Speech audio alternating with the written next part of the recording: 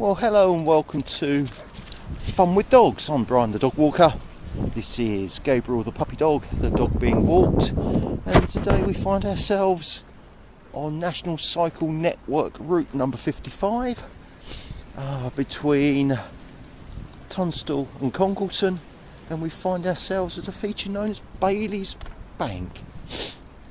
Mavis from Mitcham has written in asking, should I allow my dogs to play on scheduled monuments? My answer to you, Mavis, is bloody right we should. It's our history and we should do with it what we will. We'll just get past this fella here. Gabriel, come close. Come close. Hello. Come close. Good boy. And off you go. So, another successful encounter with another puppy dog. We're looking into Bailey's Bank. This is a scheduled monument. It is the site of the Biddulph Castle. The woodland is managed by the the Woodland Trust. And the woodland is now covering what was initially a Motte and Bailey castle, was later built in stone, was generally abandoned in the 16th century when everybody moved into Biddulph Hall, which, if we were to thin the trees, is just across the valley there.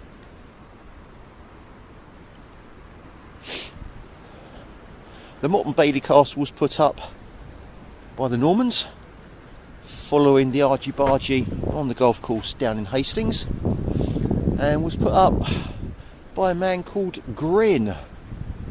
Not so much a French noble as a hooligan mercenary from Slovakia.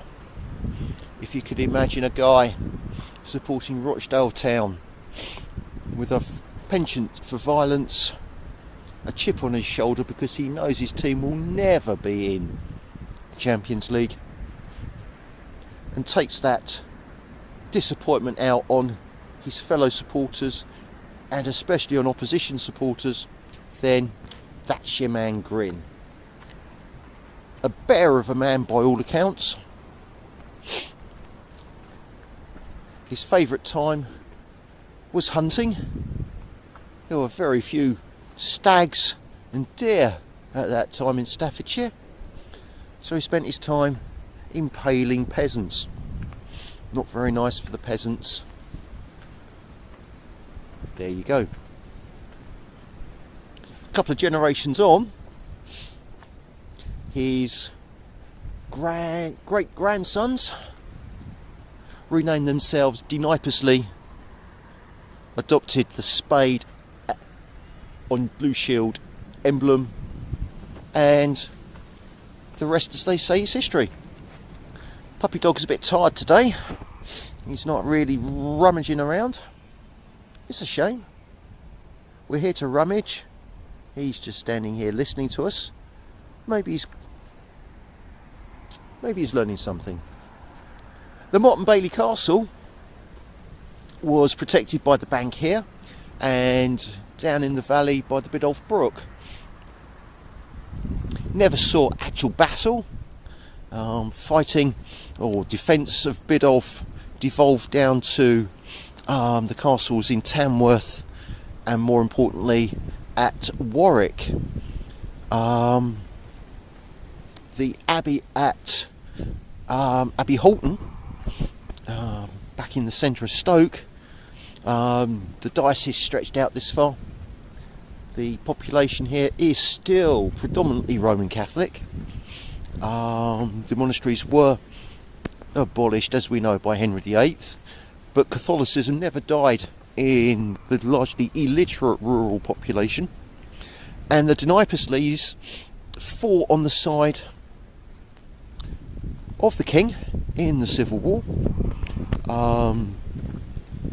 Denipously Senior was killed at the Battle of Chester. Denipously Junior was captured at a skirmish just after the Battle of Chester and spent 17 years in jail. Was released and because of the restoration, had his lands restored to him. So he went from being landed aristocracy to being landed aristocracy with the mere holiday at Her Majesty's. Well, as it wasn't at Her Majesty's, was it? It was at the dictator's pleasure. We are now moving, so Puppy Dog is rummaging. We like him to rummage. On a scheduled monument like this, if he does find anything, it's ours. The fella that found the Saxon hoard missed a step by not melting it down and selling it. We have found a number of trinkets out on our walks. We like to package them up, sell them on eBay, keep it quiet. Taxman knows nothing. I think we've made round about £15, £16. Famously, we found a tin can from 1932. Why people collect such things, I don't know, but we sold that for 42p.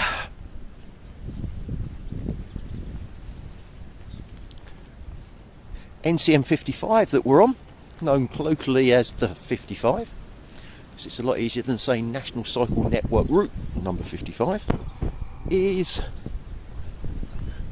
or follows, the line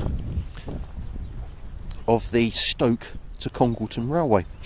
It was predominantly a mineral line, as a lot of these old railways were in the local area, carrying gunk and mined ores from the mines, not only here in the Biddulph Valley, but from Stoke to a wharf in Congleton that way, and at a later date a branch was taken to take passengers into Congleton.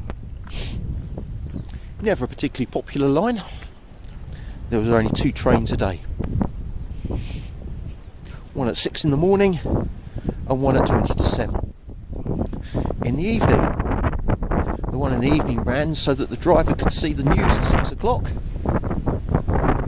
be up to date, so that he could provide a running commentary for, and as the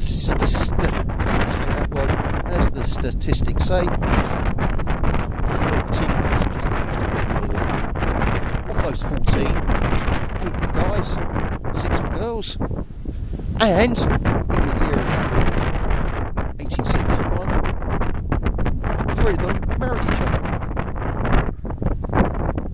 Because they got married, the ladies no longer travelled, and it's one of the many reasons that the passenger service on this particular line declined.